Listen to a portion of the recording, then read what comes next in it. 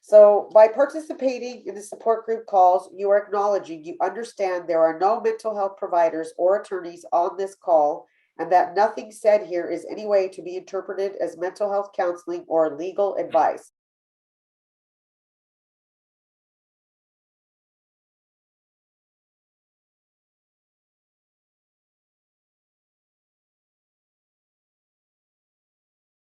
A little bit on my background. It started in 1982 when I dropped out of the world of applied science and said, I want to be a storyteller, and joined the National Storytelling Association. Was the first person to join the association with an advanced degree in science, and so was instantly pushed into the role of trying to figure out for the National Storytelling Association, why do people listen to stories?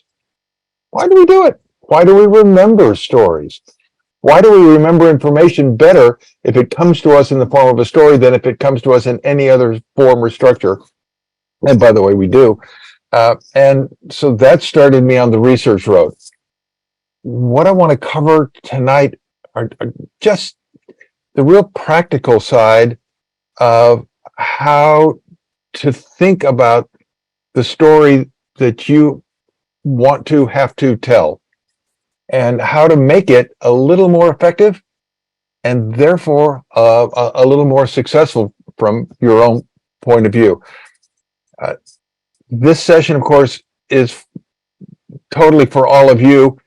I told Cindy, please, if someone jumps in and says, wait a minute, I have a question, I don't understand that part, she's supposed to interrupt me, and we will then make sure that we are clear on everything as we go along.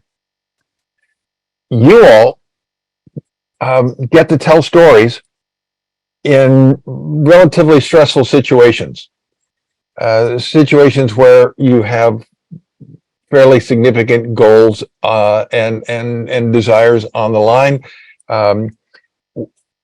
And the tendency for human beings in that situation is to have all of your very worst storytelling communication habits jump to the fore and take over and dominate the way that you present, so that you finish and you slap your head into your hands and say, how did I do such a lousy job?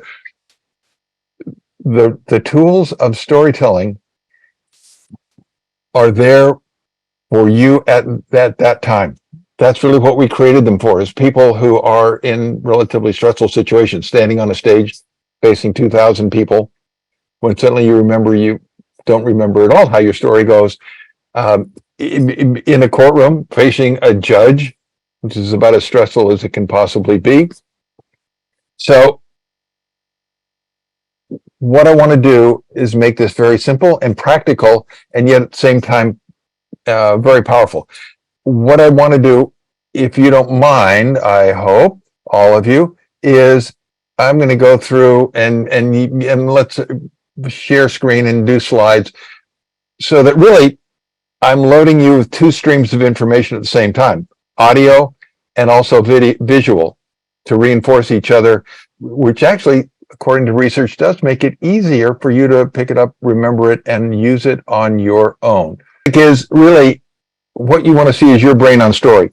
But mostly what you care about is your audience's brain on story. You will have very specific audiences you want to tell your story to. And you want to have very specific effects with those stories. And so we want to talk about what's going to happen inside their brains and inside their minds while you're telling a story, so that you can plan the story to have the effect that you want inside their heads. What we see is that effective storytelling is two things. One, it's audience-centric. That is to say, it's planned from the viewpoint of the audience, not from your viewpoint, not from the viewpoint of the information you want to share, but from how is this going to make sense to and convince my audience. So it's called audience-centric thinking. We'll go over that. And the other one is story-centric thinking. And again, I'm not saying you have to stand and go, once upon a time that, no, it is that the way the human brain makes sense out of incoming information is controlled by a very few specific bits of story-based information. And if you plan those bits of information in the way that you structure your story is going to be a lot more effective. Called story-centric. We'll go through that. So the two questions that really drive all of this are, first, how does the human brain make sense out of incoming information? You ever wondered? Someone's speaking to you, and word by word, as they're speaking, you make sense of it. You figure out you make yourself understand it, right? Well, how do you do that? It turns out it's an incredible process, and we've been able to track where that is controlled in the brain and what controls it. And then second, once you've made sense out of this incoming information, the second question is, how do you create meaning from it? How do you decide, what does this mean to me? That's what you really want to control. It's what your audience decides is what your story means to them. All right?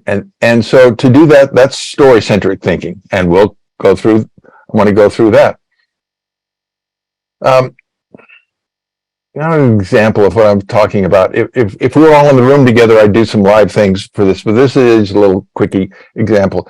You're telling a story to someone, and you say what you want to say and are convinced that you are totally clear. It made perfect sense to you. And at the same time, they're thinking, what is this person trying to say? And so that they respond then. And their response so often seems to have little or no connection with what you thought you were prompting them with and what you were asking. And their response seems all wrong. And you think, what is wrong with those idiots? Weren't they paying attention? And the answer is yes, they were. What happened? What went wrong? Technically, it's called the curse of knowledge. You knew your story. This communicator knew the story.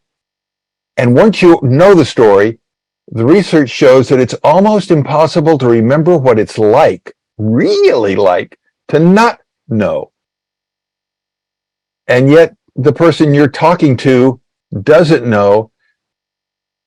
And all of effective story planning is trying to decide how to adjust what you know and what you want to say so that it makes sense to someone who doesn't already know. In lab experiments, we're going into EEG and fMRI labs, and we wire up audiences, with all those little sensors glued to their head, and like 24 channel caps are on their head and tapped into all the little parts of their brain. And then we start to feed them stories, and we watch their brain and see what lights up and how it lights up. And what we're able to find is that there is this little area, the lower back part of the brain, that processes incoming information coming in through the sensory organs before that information gets up to the conscious mind. And it's called the neural story net. It's a little network of sites. One of the things that it is that it seems to force is this make sense mandate. I'm going to show you this in a moment, but the brain either forces information as it's coming in to make sense to you, or that same little circuitry tends to give you permission to totally ignore the information and not paying attention to it. In making it make sense, often without ever knowing it, people significantly alter incoming information. And I'll show that to you. And that is your enemy when you're trying to communicate. So audience-centric thinking is about making sure that they're not in applying this make sense mandate within their heads. Your audience isn't going to warp and change your information and think that version that reaches their conscious mind, that is really a self-made version, that's really what you said. Because then you're not communicating with them and they're not understanding you. So, let's keep moving on. So we have this little neural story net. Here's the bottom line. This little circuitry in the lower back part of the brain lies between the external world, and especially the sensory organs, eyes and ears primarily, and the conscious mind. Nothing's going to get into the conscious mind in terms of narrative and visual information that you provide. Nothing's going to get to the conscious mind without going through this neural story net. And that this net has the ability to distort incoming information. Does it all the time in order to make it make sense. And so that the story that they hear consciously and see consciously and think is exactly what you said isn't necessarily what you said at all.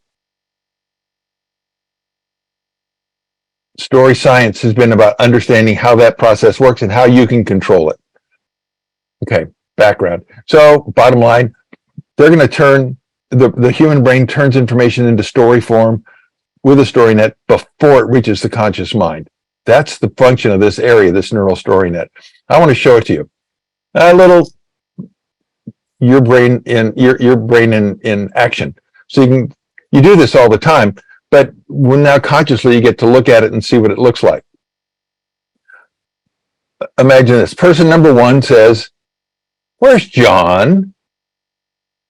Person number two says, "Well, I didn't want to say anything, but I saw a green VW parked in front of Carol's." Again, person number one, "Where's John?" Person number two, "Well, I didn't want to say anything, but I saw a green VW parked in front of Carol's." Now, if we were all in the same room, I would have you pair up with a partner and say, explain two things. One, what's going on here? And two, what's the relationship between the four human beings who are mentioned? Person number one who speaks, person number two who speaks, John, who is spoken about, and Carol, who is spoken about.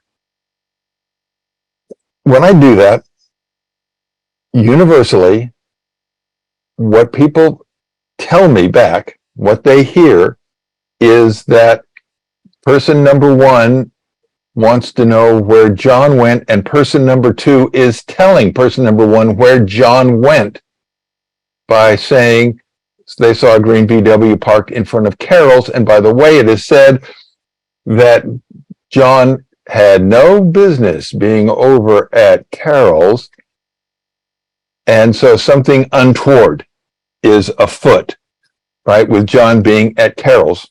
We'll come back to that in just a minute.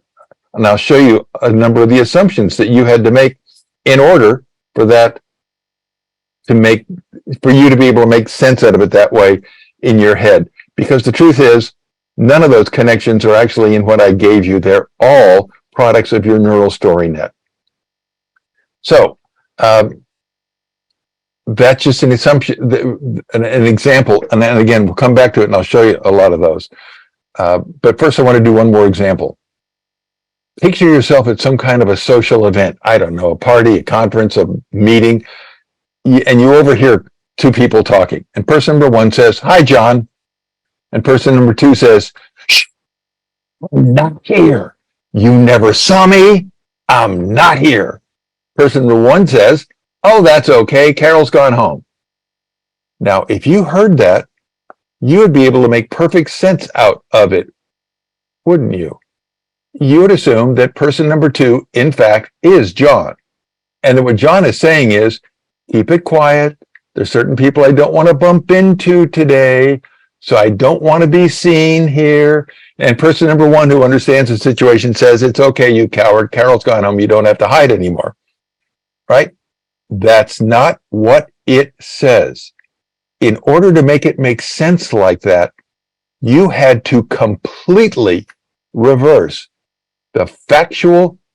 every factual statement that person number two made. Person number two said, "I'm not here." And you said, "Well, that doesn't make sense. You are here." So you flipped it around and gave it a different meaning. He said, "You never saw me." And of course, you're assuming he did, that you flipped that around. And so in order to make it make sense to you without giving any conscious thought about whether you should or not, you completely reversed every factual statement person number 2 made in order to make it make sense to you. Now, for all you know, person number 2 really isn't there, and what they did was send in an avatar, a 3D projected avatar of themselves, and they don't want to show off their new invention until they're ready. They have the patent secured on it. But you didn't assume that, because this mandate, this make sense mandate, drives you to what is the most, based on my background and my experience, the most reasonable assumption to make about how to make it make sense. That's what you have to fight inside the mind of every person with whom you need to communicate your story. Let me go back. I'll take just a second. Go back to here. Here. If you take this literally, what you're given, the only thing you can conclude is that poor person number 2 either didn't hear the question or has lost all touch with reality because they were asked about a person and they're talking about a car. There is no connection between them at all until your neural story net forces you to make it make sense. And so you invent a connection at a subconscious automatic level that makes it make sense to you. This happens to you every time you speak, every time you try to explain yourself and your story. Making your material audience-centric. First, making it audience-centric is stopping before you plan out your story and thinking a little bit about what's going to happen with that story inside the mind of your audience. First question, what effect do you want your story to have? It's amazing to me how many corporations and government agencies go out and tell stories and do whole programs, and have never stopped and thought about what they really need for that story, that presentation to do. When we talk about effect, we're talking about something in the physical world, the behavior. What do you want to have happen out in the physical world from telling this story of yours? The more specific you can be, the easier it is to craft your story to accomplish that. And as soon as you know what you want, what effect you want your story to have, the next question is, well, why don't the people in your target audience, the ones you're talking to, why don't they already act that way? Why don't they already think the way you want them to think?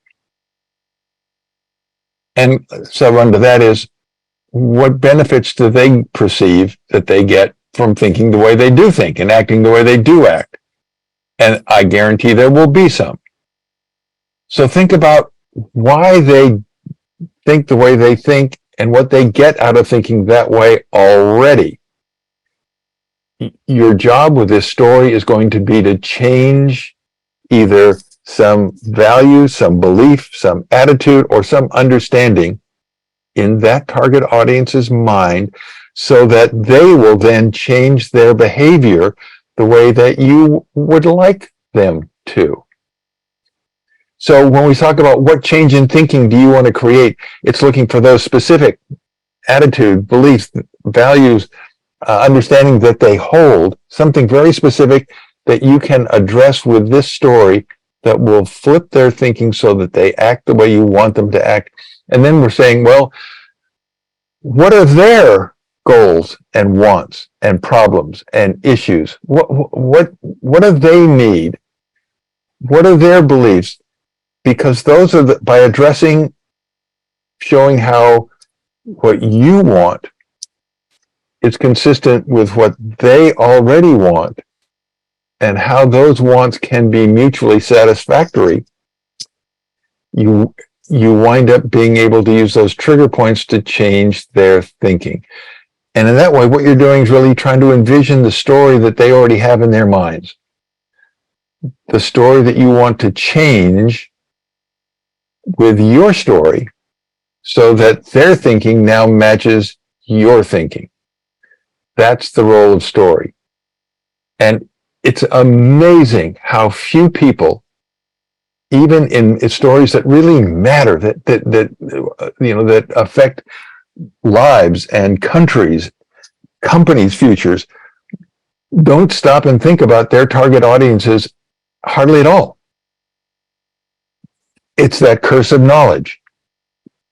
They already know the story. They already know what they want to say. They know how important it is. They believe it already. So you just want to say it and forget that what matters is not the story you say, but the story that forms inside the mind of your target audience.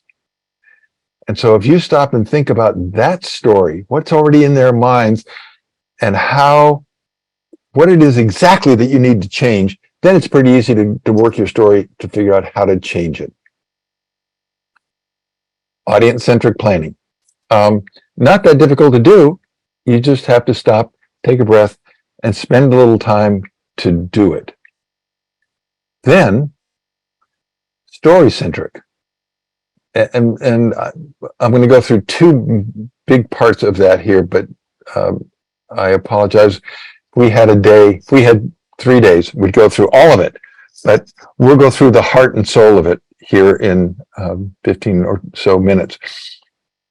First, called a takeaway message. Why do we call it a takeaway message? Because it's what you want them to take away from your story and hold on to in their minds forever. Assume that you get one sentence, one simple, not a complex compound sentence, but one simple sentence.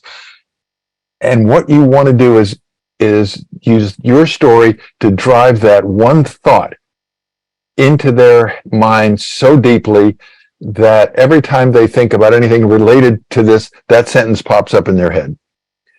And then it begins to influence their thinking and their actions so that that story and that takeaway message will have an effect. Well, what makes a good takeaway story? Well, it has to have a couple of parts. First, this is the one thing they got to remember, that they got to walk away from, that they'll never forget. And the simpler you keep it, the better. The very best takeaway messages look like bumper stickers. You see a bumper sticker, you see it in 2 seconds. And it's amazing how many of those you'll remember and tell people about a day and a half, 2 days later. I saw a bumper sticker, it said, and you remember it. You had no reason to remember it. It was just on a car going by you or a car in front of you on the bumper. But a well-designed takeaway message often looks like a bumper sticker and is even more powerfully memorable because it's relevant to the target audience and the situation that you're addressing at the time. So there are 3 components to it. We're really going to talk about 2 of those. The words, the images, we'll talk about those, and the emotion. Ideally, you want to design, how do you want people to feel when they think about this target audience? And that comes out of the words, and that comes in the way you form the image. So we're going to talk about those 2, the words and the image. The words, again, what is it you want them to remember? What is it that really you want to take away? The more you can make it into an action statement, the more you can make it seem like it's it's the sort of thing that will decide and define how we behave. Every story is a little different, but you're always working toward making it more powerful, looking at the verbs you use and the wording that you use to make this one statement as powerful as possible, and then figuring out where in the story and how many times in the story you want that statement to come up over and over again. And then, if you can, make it clear, make it vivid. Vivid means that they can see it, and that comes into the imagery part, and make it bold. So that's the words. The shorter it is, the simpler it is, the more it represents the essence of exactly what you want to say, the better.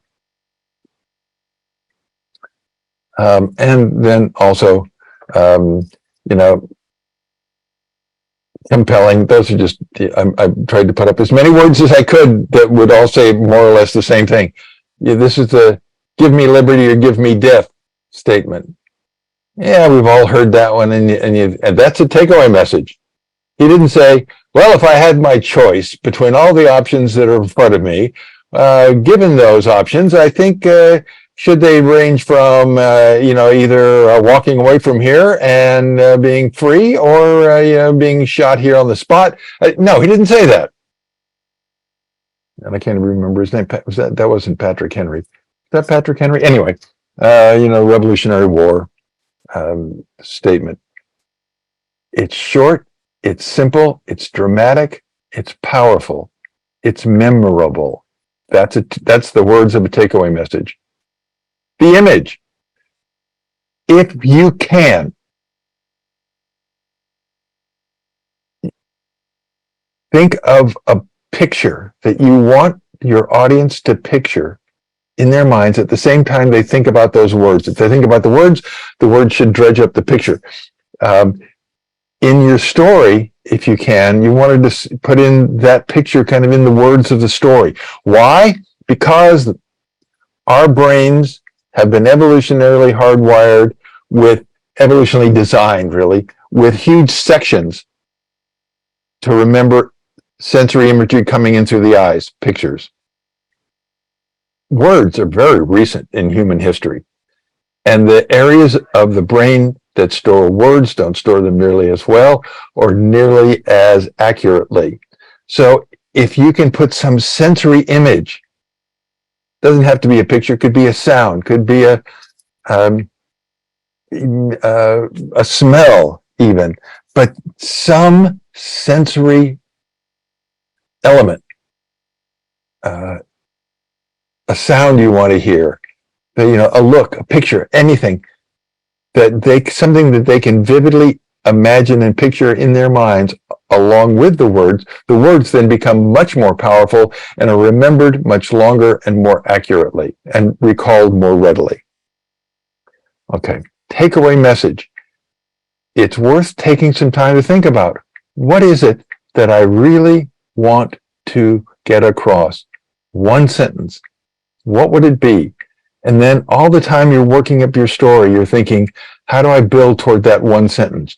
How does this support my one sentence takeaway message? And you'll find that message becomes much more vivid and much more powerful in the minds of your target audience after they've heard the story.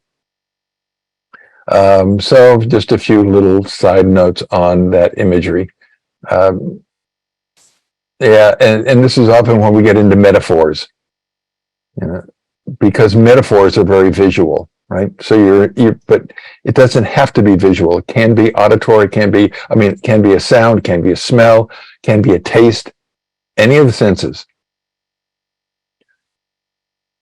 Then, once you understand a little bit about your audience, you've got that takeaway message. Now, what are the tools that we use to build a story to make sure that they don't misinterpret it? There are 8 elements that we were able to identify in lab experiments that the human brain, we've gone through enough brains from enough different cultures to be able to say, these are the 8 that seem to be global. These 8 bits of information control how the human brain makes sense of incoming information as it streams in. So think about these 8 elements as you're planning what you want to say. They become your tools for planning your story because they're the ones that your target audiences automatically at a subconscious level will use to make initial sense out of your story. So there are 8 of them. Good, we're doing good on time. And I could just list them all, but let me build them a little bit. And we'll start with a story. He went to the store. Good story. Gripping, engaging, Memorable? Probably not. We want to see, what do I have to add to that to make it be a memorable, effective, powerful story?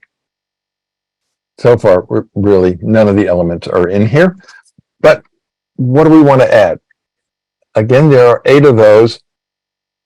I've done this game enough with live audiences, always, and I mean 99% of the time. The first question that gets asked is, why do you go to the store? Why do you go to the store? What you're looking for is called a goal. This is the heart of every story. What is a goal? A goal is not what a character does. It's what the main character needs or wants to do or get in the story. A goal needs to be, so it's not what they do, it's what they accomplish. It's just something physical that they're after. Happiness is not a good goal. Why? Because we don't know what it looks like. You can't tell if someone looks happy or not. Peace on earth, it's a wonderful thing. It's a lousy story goal because we don't know what it looks like. Goals want to be something concrete, something tangible. Okay? What happens at the end of a story is that the main character resolves that goal one way or another. You probably never thought about it before, but your brain has been programmed over time to assume that that's what is going to happen at the end of a story. Once we establish what the goal of the main character is, that goal will be resolved at the end of the story. If that doesn't happen, you feel very dissatisfied with the story, and it loses all of its power and all of its punch. The resolution point of a story that can build to have real impact, it builds to that impact as we're trying to decide, how does the main character resolve that goal one way or the other? Well, first you have to establish the goal. Quick demo. Power of a goal. And it's a long paragraph. I'll read it, listen to it, and see if it makes sense to you. Sally let loose a team of gophers. The plan backfired when a dog chased them away. She then threw a party, but her guests failed to bring their motorcycles. Furthermore, her stereo system wasn't nearly loud enough. Sally spent the next day looking for a peeping Tom, but was unable to find one in the yellow pages. I know this is kind of an old copy that I wrote, but it's hard to find yellow pages anymore. Obscene phone calls gave her some hope until the number was changed. It was the installation of a blinking neon light across the street that finally did the trick. Sally framed the ad for that light that she had found in the classified section of the newspaper and now has it hanging on her wall. Make sense to you? Probably not. Those are all actions. Those are all things she did. Stories are not about action. They're about characters and their goals. If I want you to understand this, all I have to do is add in a goal for our main character here, Sally. Sally hates the woman who moved in next door and wants to drive her out. Reread that paragraph and it will now make perfect sense. You may disagree with her tactics, but it'll make perfect sense. Why? Because stories are always about a character striving and struggling to achieve a goal. So think about your story, the story that you want to tell. Who is it really about? Probably you, but not necessarily. And in this story that you want to tell, what is your goal? What is the goal for that character? Something that they are after, something that is tangible and real, that's important to them. We'll get to a couple more of those elements that back that up here in a moment.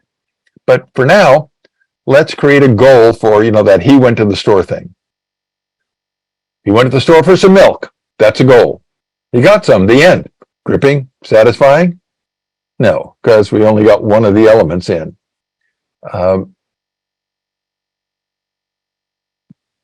It's only going to be a story if he hasn't gotten the milk yet, which means something initially had to be keeping him from getting to the milk. There are two things that can do that. problems, and conflicts. Anything that blocks a character from a goal is a problem. If that problem puts our character in opposition to some other character in the story, it's a conflict. Conflicts and problems are the things that keep a character from reaching a goal. You want a general term? Call them obstacles. Fine.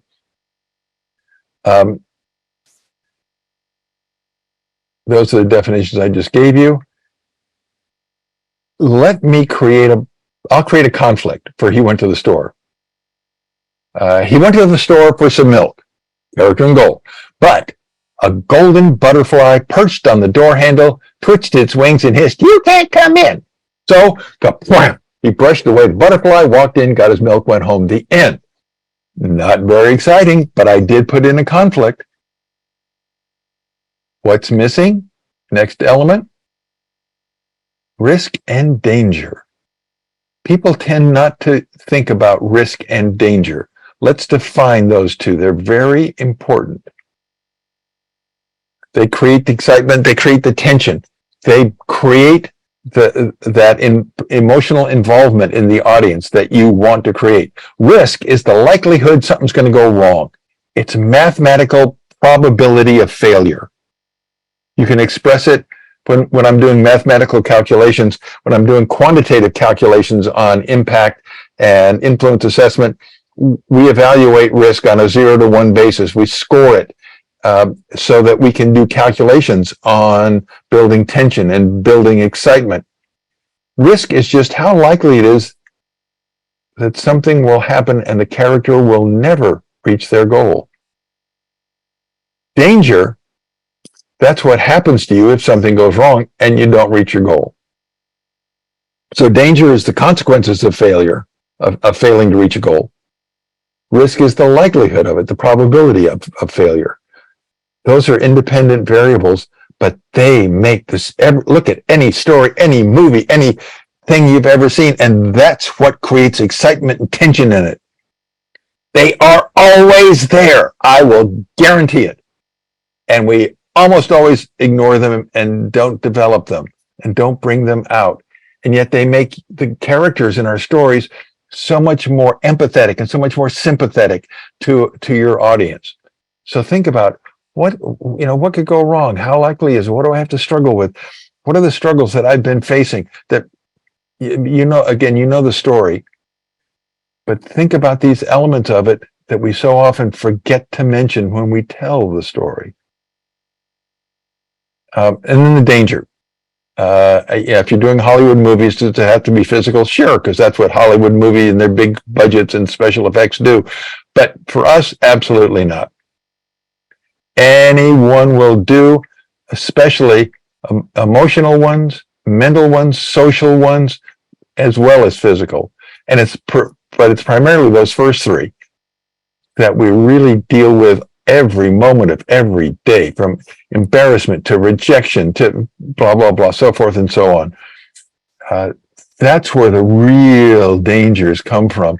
And the likelihood that they're going to pile up on top of us is what builds the real tension and the drama in our stories that naturally exists, that we so often fail to bring out when we tell the story. So let's create some risk and danger. So we have the golden butterfly said, "You can't come in." And then with a high-pitched whistle, the butterfly summoned his swarm of Africanized killer bees who blocked the front door and threatened his life. So he's no fool. He crept around to the back door, went in, got his milk, went home, the end. And if I told you that story, you'd probably be very dissatisfied. Why? Because if I'm going to put this risk and danger and this conflict in the story, you expect me to deal with it. Right? So what's missing now? Struggles. Three-word definition for an effective story. Characters who struggle. That's what stories are. We want characters to struggle. What is a struggle? Struggle are actions. To struggle is to contend, to exert force, to fight, right? but no one will recognize that what you do, the efforts you've made, are in story terms a struggle if we don't know what you are after, goal, what blocked you from getting to the goal, problems and conflicts, how those created risk and danger that you were willing to face, and also motive. We haven't gotten to motive yet, which explains why the goal is important to you, why you couldn't avoid struggling to get to that goal. Struggle.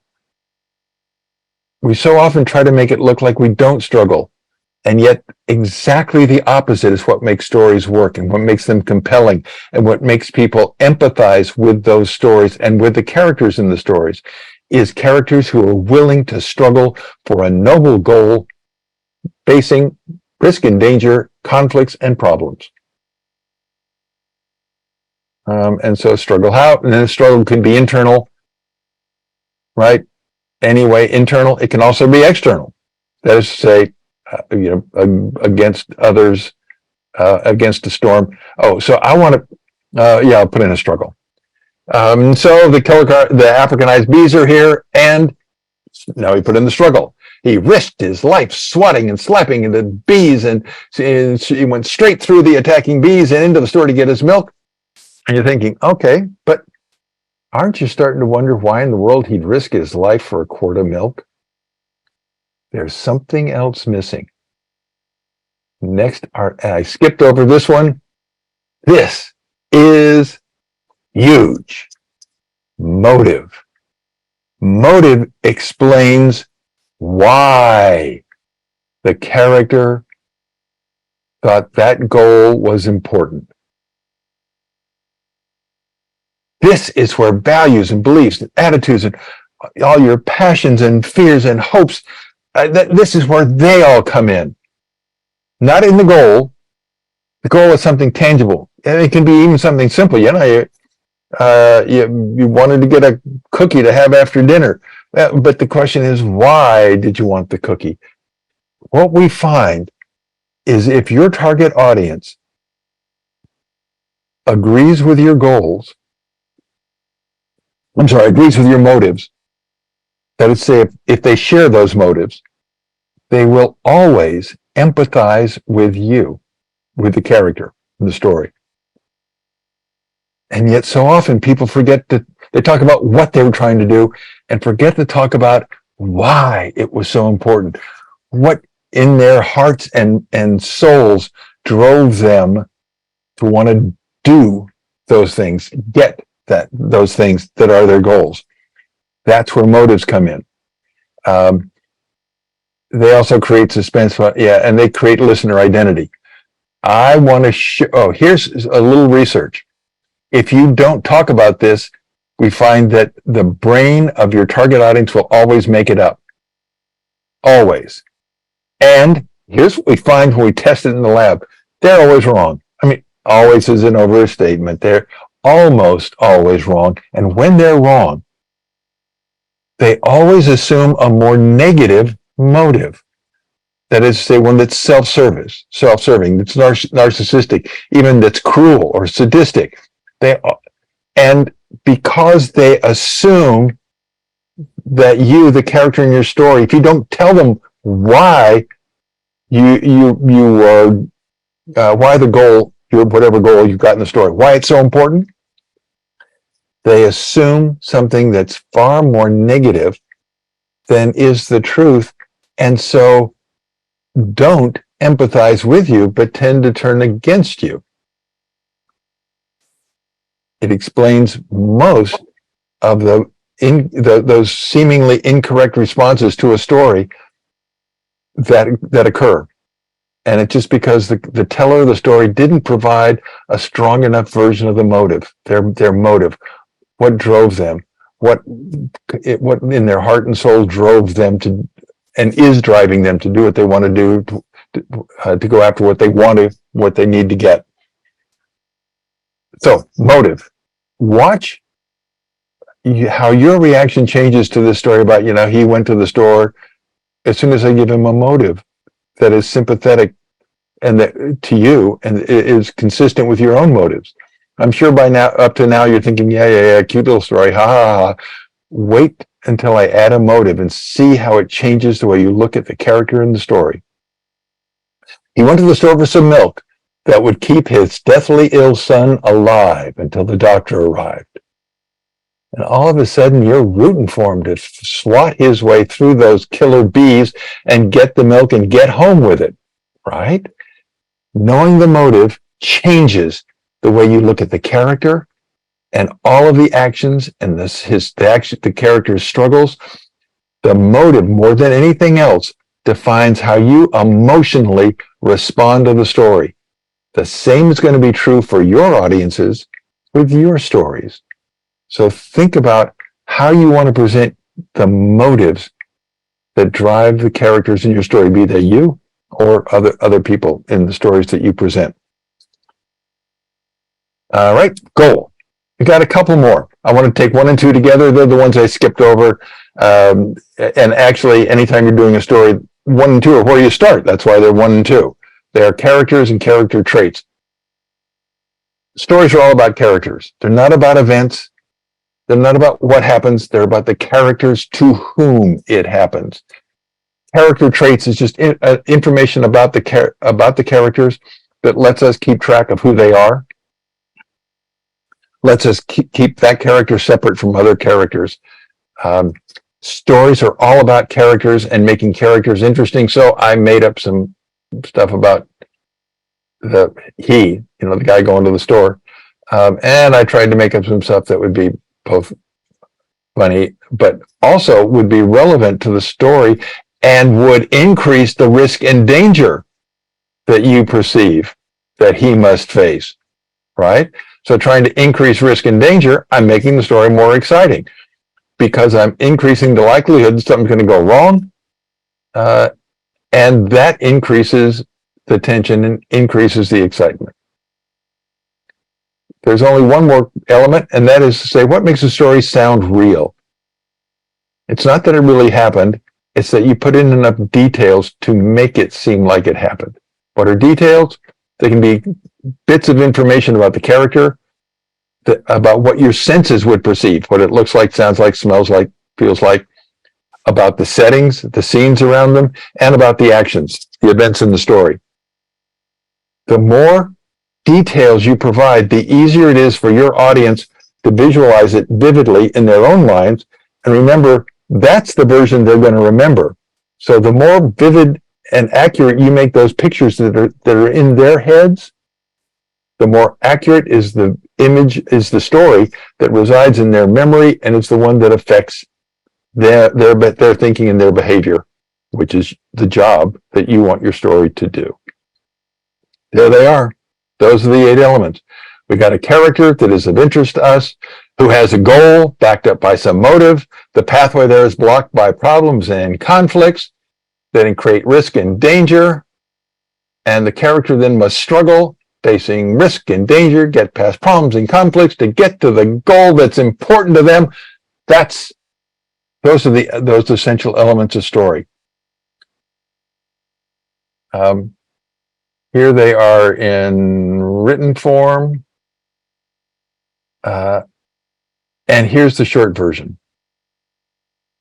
This is the easiest one to remember. The short version. Blank, an interesting character, needed blank, a goal, because blank, motive, but problems and conflicts, risk and danger. So now we get to the struggles and the actions and the events that the character does to try to get by problems and conflicts, facing risk and goal. And finally, to remind you to come back and resolve the goal at the end of the story, because that's what we need to know. How did the goal come out? And that's going to control how we feel about the story and how and the emotion that we walk away with. And that'll control a lot of what we take away from it. There they are. Those are the elements. That's what I wanted to go over. So I'm going to stop the sharing now so we have time for stop sharing. So we have plenty of time for questions. Do we have any questions that are piling up? So I have a question. This is from observing where a lot of our cases are. our cases have lots of trauma, and I don't want to say drama, but there's lots of a motive of taking the child from the parent in it. And quite often, we're speaking to audience who are completely misinformed about that dynamic. And you have very limited time. It's a very complex dynamic. You have very limited time to give a background to explain what it is. And it's typically something that's counterintuitive. It's not intuitive. So how do you recommend communicating that in a short version? I always start with what in this short version, what do you absolutely need to achieve? What do you need? What effect do you need to have there? Is it just to explain? Do you need to explain and persuade? And if you can decide, if you can articulate what is the outcome you must achieve. I wanted to interject, if you don't mind, because we all have the love of our child that the audience can relate to. Yep. So wouldn't that be an overriding emotional involvement? That certainly is a very powerful driving motive. Yes, that's where that love of the child and devotion to the best interest of the child, those things go as driving motives for actions. Now, Cindy, I have not satisfactorily, I'm sure, answered your question.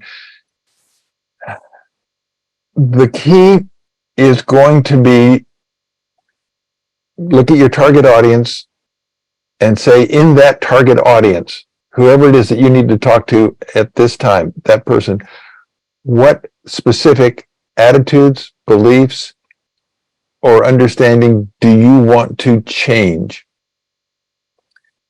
And the more specifically you can articulate those, the more then you can organize the story to address them. Stories, the one thing stories can do is exert influence, change attitudes, beliefs, values, and or understanding. But you have to know first what it is that specifically you want to change. And once that's down, then you can say, my goal in this story is to make that change. But that's always the place to start, is what exactly do I want this particular story at this particular time to accomplish? And the more specifically I can define it in terms of a belief, attitude, or understanding in my target audience that I want to change, the more likely I am to be able to design the arguments and the information that will accomplish that change and show them the benefits of making that thought change. Okay, so I'm going to assert, like John, he said that our motive is that we love our children, but I would also say that our motive is to get across our concern for our child and for their having access to them and their well-being, because it is considered psychological abuse, typically what we're dealing with. And that would probably be our motive of what we need the court to see. Right. That we love our child and that we need them to help us bring the child to safety. Yes. And of course the court would say, yes, we completely agree with you. So what? Now, that is to say, is in this situation, is there... The challenge is that you typically are viewed in court when you have two parents at odds and they're pointing the finger at each other of who's the bad guy. And the cluster B personalities are very masterful at doing everything you just said, talking with their motive, bringing all the information in, and the judge sees conflict, so they have to determine. Okay. how do I get through this? Yeah. And so, yeah, then in that story, I would want to make, if I was telling the story on the viewpoint of one of the parents, I'd make the child the main character and look at the world through the eyes of that child. And if I could, I'd do a compare and contrast almost what are the options for the child and what do they look like for the future of the child, and what is the benefit for the child. We all agree on the motive, but we don't agree really on how to achieve that motive. That is to say, it's really a risk and danger story you're talking about. What's the risk to the child and what's the danger to the child if we make a wrong decision? And so that the decision shouldn't be made from listening to adults squabble, but listening to the adults talk about how to protect and advance the life of that child. And so I'd be real tempted to tell the whole story through the eyes and viewpoint of the child, and sort of they're looking at at what the options are and how they would play out for that child and what is the greatest benefit for the child. Okay. All right. Now I'm going to go to some of the questions posted here. So how much is too much detail? And then the second question follows right into that. Sometimes it seems like too much detail can hurt the story. Perhaps the keep it simple statement earlier. What are your thoughts on this? Yep. Here, when you're writing a story,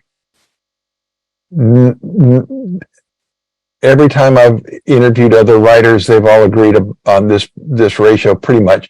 90% of the time spent on writing a story is spent on editing and rewriting the story. And 90% of that time is spent playing with the details. What's too many? What's too few? Your goal, what details do is build up vivid imagery in the mind of the audience. But every time you put a detail in, you and the audience in particular, pays a little price because it slows the story down a little bit. So it's one of those economic questions. There are times, usually once, maybe twice in a story, I'm thinking a story that would last 5 or 6 minutes, where I want to put in more detail. I want to plant multiple sensory detail in because I want that moment to last very vividly in everyone's mind.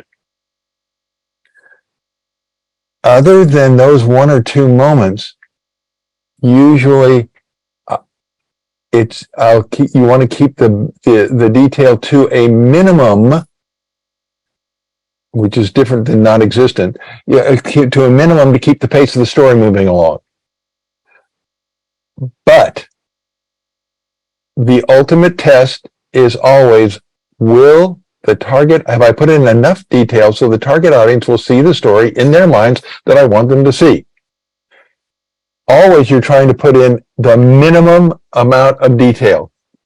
If you can cut detail and still have the picture get across vividly in the mind of your audience, cut it.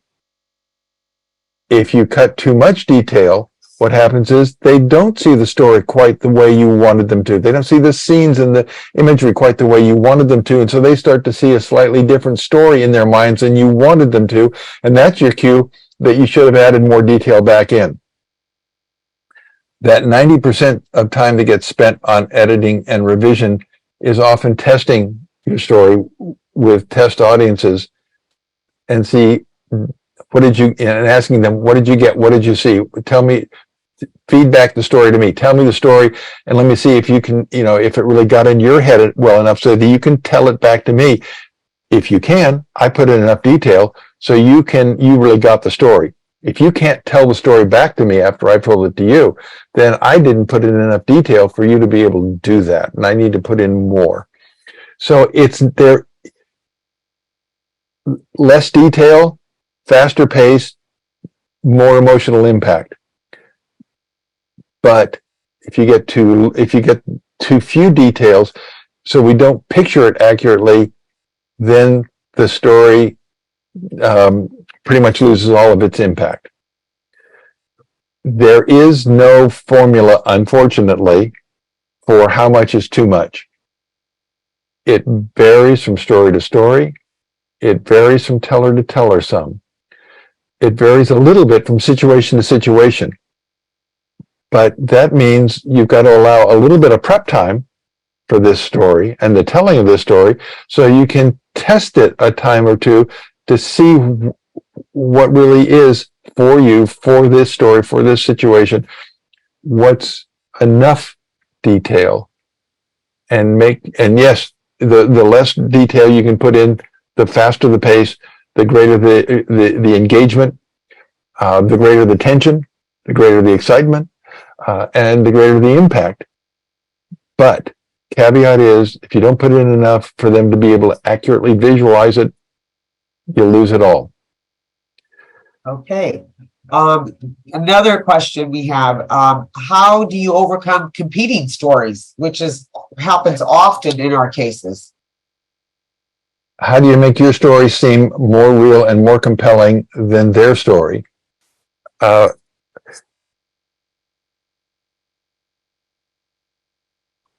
This is like a debating technique, debating situation, right? If you've ever been in a debate, they have their story, you have your story. There are two things to do in a debate. One is to promote your story, show the value of your story, the correctness of your story. And the other one is to identify those areas where your story is more correct than is a competing story. The debate technique, what's happened with what in debate, in research, and that's where the research gets done a lot, is with debate teams and debating situations. If you can establish that one aspect, and it almost doesn't matter which aspect of your story is more correct than that of a competing story, the entire competing story is cast into doubt. And so you're always in the comparing and contrasting of stories that you're doing ahead of time, you're looking for any area where you can establish that one story, one scenario, one way to look at the world has value greater than this other way to look at the world. And it is amazing.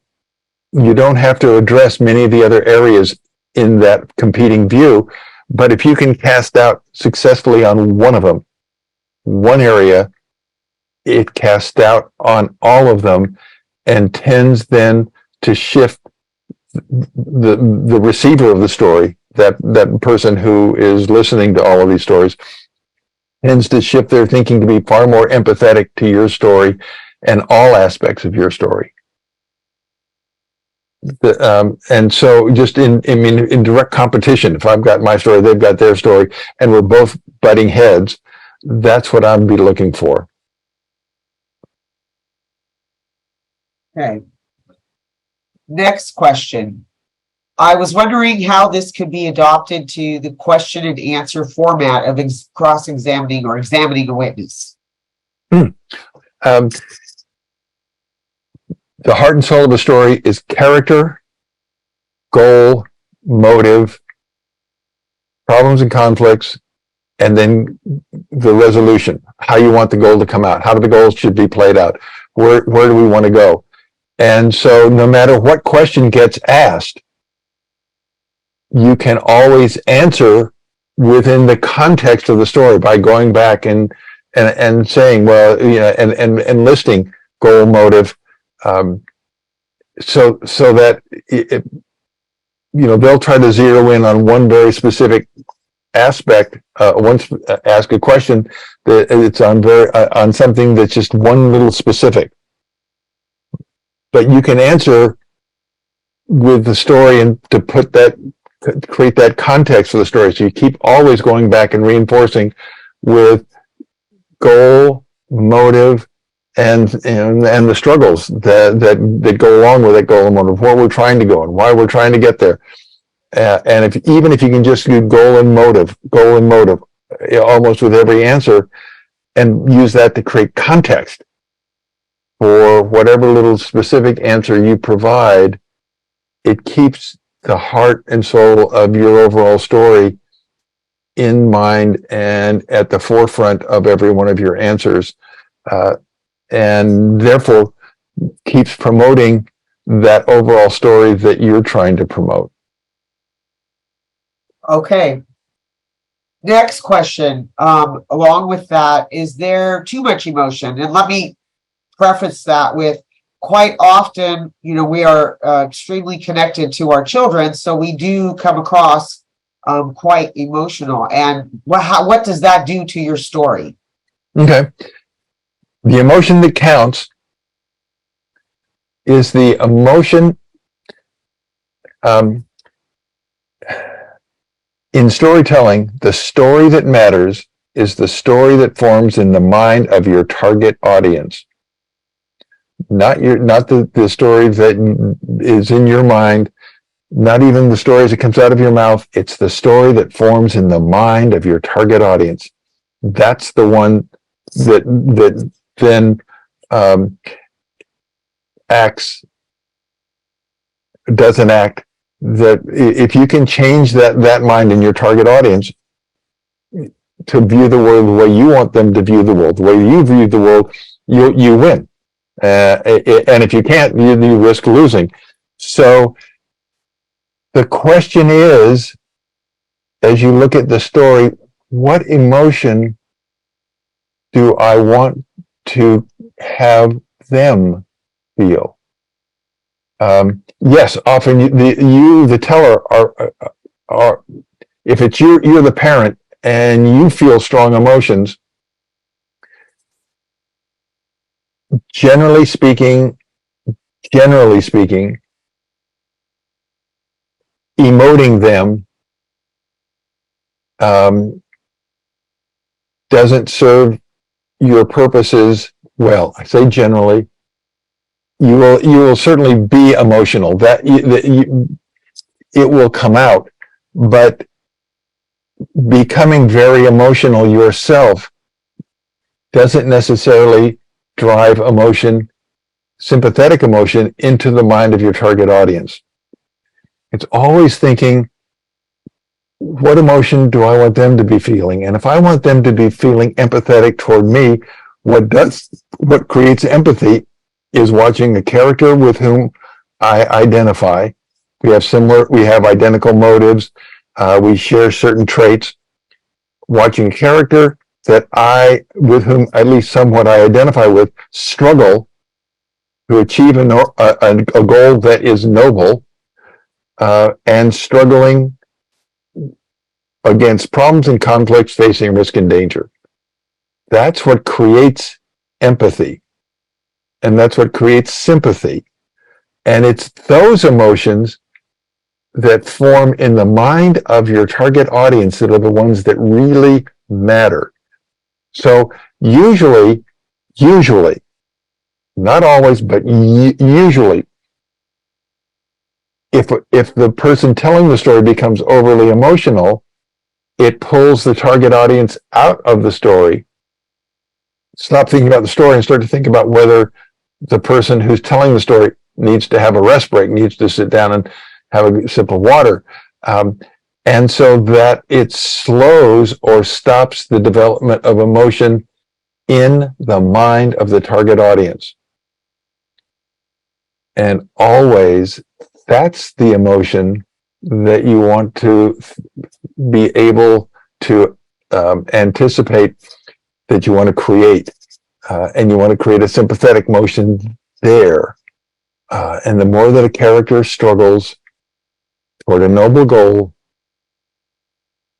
the more openly that they are willing to face risk and danger to achieve a noble goal, the more empathy and support tends to build in the mind of that target audience. And that's the emotion that you're really going after. Then everything, I mean, there are debating, there are presentation storytelling techniques that you can use to amplify that some. But at a core level, that's the emotion that matters. And the job of the parent telling the story is to practice enough, to be ready enough, to exert enough control so that the job of that parent telling the story is to tell the story so that it has impact on that target audience, be it a judge, be it whoever it is that they're trying to tell that story to, right? Your job is to drive your story into the mind of that target audience. And if you sort of lose control telling the story, you lose the ability to control the story that goes on in their mind. How much emotion is too much? You want to make sure that you maintain enough control to be able to tell the story effectively. Okay. Beyond that, think always about the emotion that's being created in the mind of the target audience. Okay. Now, this one here is kind of directed at me, but I'm going to give a specific answer to what I understand, and then I'll have you comment on it because I think you'll see something as well. So it says, I'm sure you are aware of individual situations that have benefited from this strategy. Are you able to help the parents on the call understand the specific connection to high conflict divorce and PA custody issues, i.e., case examples of how this approach has made a significant difference for someone in court or mediation, for example? So something that happens in our cases now is that one parent will file a false allegation against the other parent. The other parent goes on the defensive saying, well, that didn't happen. That parent's just saying negative things about me. So now it looks like high conflict because they're both pointing the finger at each other. And then the judge begins to see, okay, this is a high conflict case. Both parties are involved in this. And in the middle of that, what gets lost is the best interest of the child, because that's really the court's specific intention. So what we have seen in some of those cases where that's happening, instead of continuing the narrative of going back and forth with each other, to begin the narrative of not showing the other parent, but showing what a great parent you are, and change that story for the court, per se. Yep. Yeah. So anyway, you can comment on that. Yeah. I would say in most of it, as a rule of thumb, the goal that you're after is the best interest and the best life and what is best for the child. And if you maintain, and your goal isn't, as soon as you start to get in that shouting match or the conflict, you've shifted the apparent goal of you, the main character, from the interest of the child to defeating the spouse or the ex-spouse, right? It's a goal shift, and the judge doesn't really care about whether or not you achieve that goal, and so they stop listening to the story and say, okay, we got a conflict situation here, I'll just rule. And so, yeah, I agree with you completely. The goal, the strategy would be, as soon as one parent does that, for you as the other parent, not to sucker into that apparent goal change your goal to attack your ex-spouse, but to keep the story focused on why the best interest of the child and why you think you and what you're provide that for the child. And then there's a big contrast built in the mind of the judge between the two parents.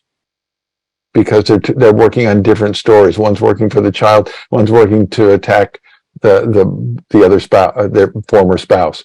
So yes, I agree with you. And in story terms, what you're doing is keeping the story focused on the story that you want to tell, because it's the one that you that can lead to the outcome that you're after. Okay, thank you. Next question. I'm going to take a shot at answering this, but then I want you to give your insight into it. It says, how do you understand the mind of the judge? And for the target audience, basically, how can you read the judge's mind? So, there's no reading the judge's mind, but for everybody on the call, I always suggest to parents that you do an online internet search. Usually you can always see the judge's background, what their education is. Recently, a case we were working on, we can see that judge had a lot of domestic violence, women's rights, background that she had worked in a law firm under, giving us an indication that she would probably understand coercive control and be able to understand some important aspects. However, if they come out of tort, they came from civil law, they may not have a lot of the, I'm going to say, family systems knowledge. So you want to understand that. Then secondly, something that I actually have been going to court with some of the parents, just to sit in the audience and watch the judge and listen to some of the things he says. So I want to invite you to, many parents have attorneys. So if you have an attorney, take a notepad and you watch the judge, and you write down notes about the judge. One of the attorneys I had once said, if you listen to everything a judge said, he will tell you what he's intending to order in something he's going to say, and then you know how to present your case. And when I began to listen from that place, I can always see it. And then recently I was in court, and the judge was talking to a parent who was representing themselves. And he said, I understand what parental alienation is. I don't need you to have an expert come in. I know everything there is about parental alienation. And then right after that, and I thought, okay, that'll be interesting if he really does. And then immediately after that, he said, yes. And there's a whole group of people who can come in here and testify that it's junk science and it doesn't exist. So that was his oxymoron. So if you were listening to that and you're knowledgeable, you recognize it can't be both ways. So if you really understood it, it does exist. It's a science. And the moment he said that, it's like, I could go either way, present your case. So anyway, I want to hear your thoughts on that. How do you read a judge who doesn't disclose themselves, and starts making rulings on your case? And I would do exactly what you have suggested. Look up the background of the judge and go listen to if you can, listen to them and see what they say in other cases in court. The more you understand, more you can anticipate the story that is in their minds, and there will be a story in their minds before you ever start. Every case. Every audience we have ever tested for any purpose, always, before they start to hear a story, has an idea in their minds of what they're going to hear and what they expect to come out in the story. The better of a sense you get of that, that is to say, the beliefs, the attitudes, right? The understanding of your target audience, the judge, the better you can address those particular, tailor your comments and your presentation and the information and the evidence that you provide to that unique person and what it is that will sway them. Well, if you don't know the judge, you can't know what will uniquely sway them. So you've got to just go with the general, here's the law. Here's what the law would say. But it's not the law that rules, it's the judge. And so, yeah, I would do exactly what you suggested. Read the background on the judge, and if you can, take paper, pencil, and go watch them in action. Exactly. That's what we do suggest. The courts are open now after COVID, so you can go sit in the galley and just take notes. And if they ask, because quite often now when I've gone in, they'll ask, who are you? Are you a witness? What are you here for? I'll just say I'm an observer. And that's it. I don't identify myself. I don't give a name or anything, and just sit and take notes. So I do invite people to go and watch the judge, and you can see a lot of rulings they have and where they're leaning and what they're knowledgeable about. And also you can actually see judges like parties, one more than another. They'll be really tough on one person and really soft with another one, and they'll help somebody and they won't help the other person. So it's interesting to watch and see how they're leaning. It is, yeah, attitudes, beliefs, that every person has them, and they control so much of how they do that process of making sense, hearing the story, understanding the story as they're hearing it as it's flowing in. And the more you understand that, the more you can tailor your story to meet their expectations, to meet the way that they're going to make sense out of the world and to take advantage of it. I completely agree. Okay. And we do that with every audience. It's not just them. Every time I have someone who's going to go talk to a corporate board, I have them go watch old video footage of the board if they record it, or go sit in on board meetings before they present, so that they get that same sense of that target audience before they go to present, because it's the story that forms in their minds that matters, not the one as it comes out of your mouth. Excellent.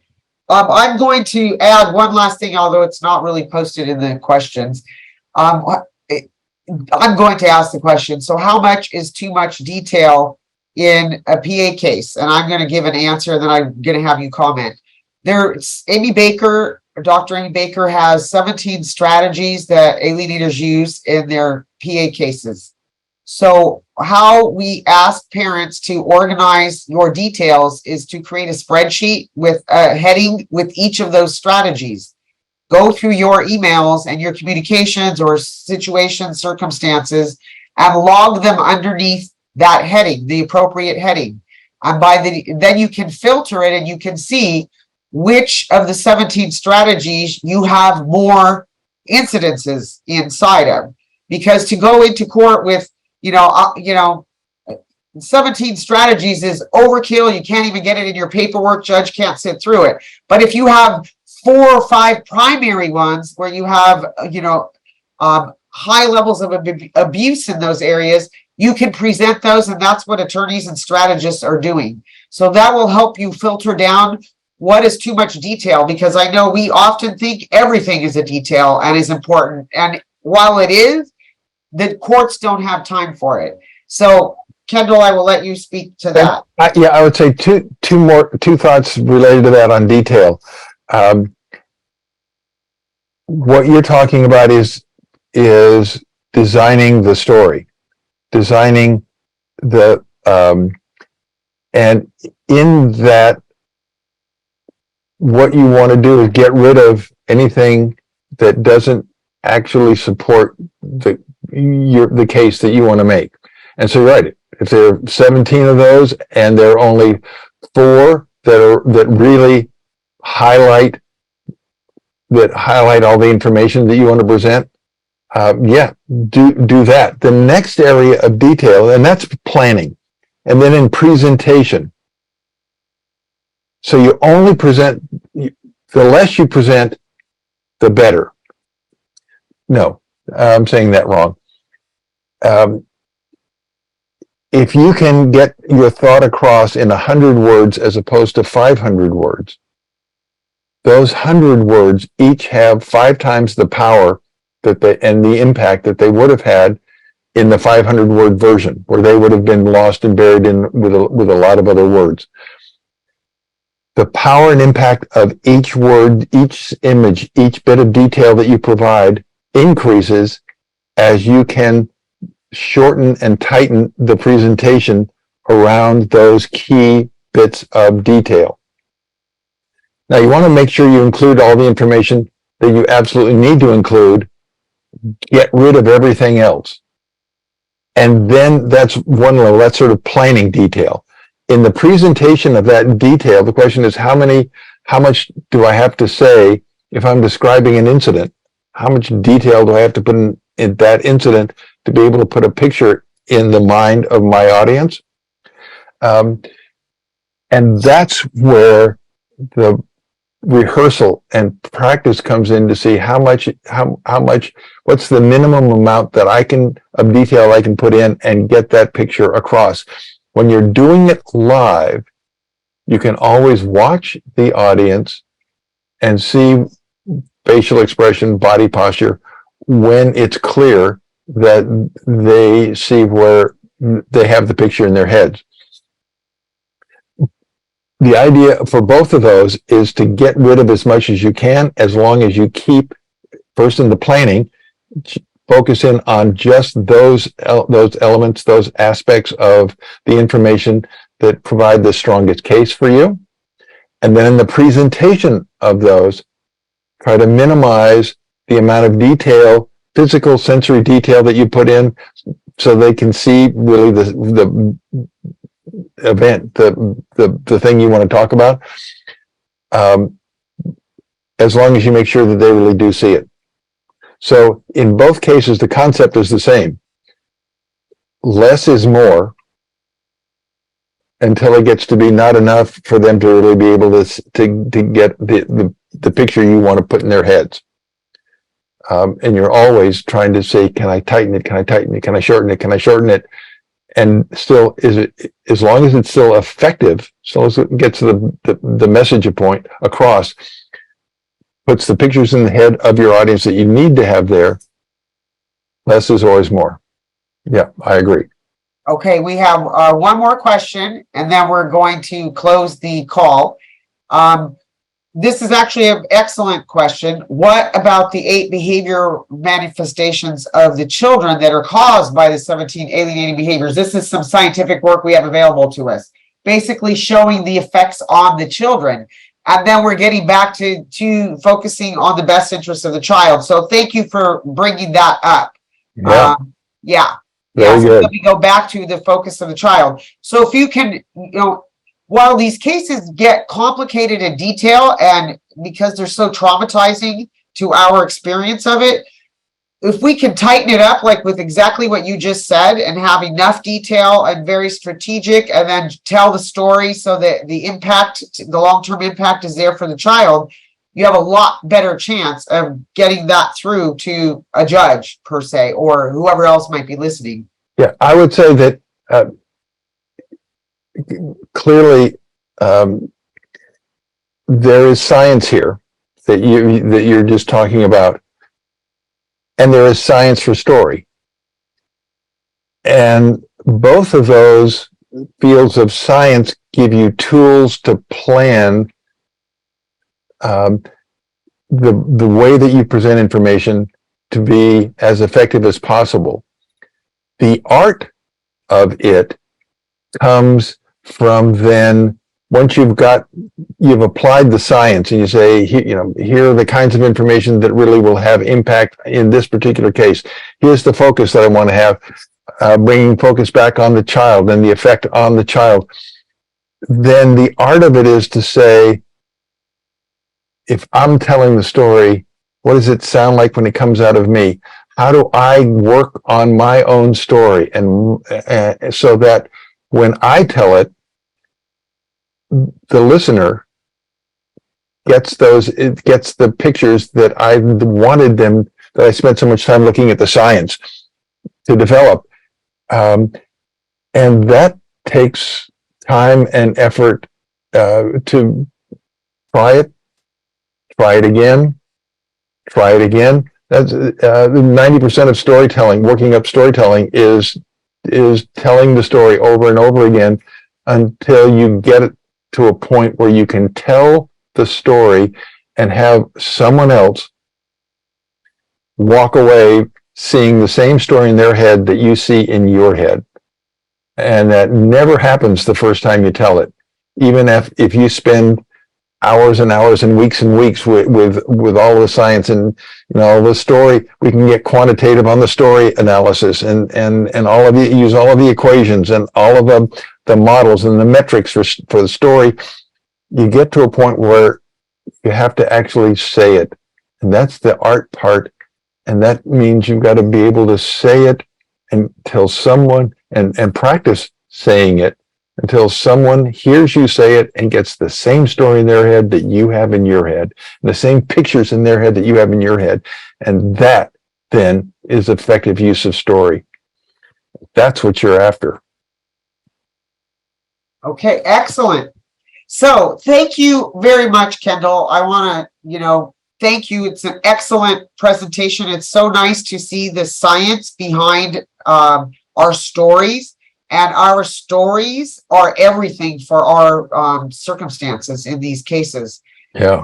And we not only have to tell our stories in court, we often have to get our stories across to school administrators, to child protective services, to friends and neighbors. And, there's so much misinformation out there that we're constantly having to tell our stories. So I really am grateful to have you come here and give us the science behind all of this.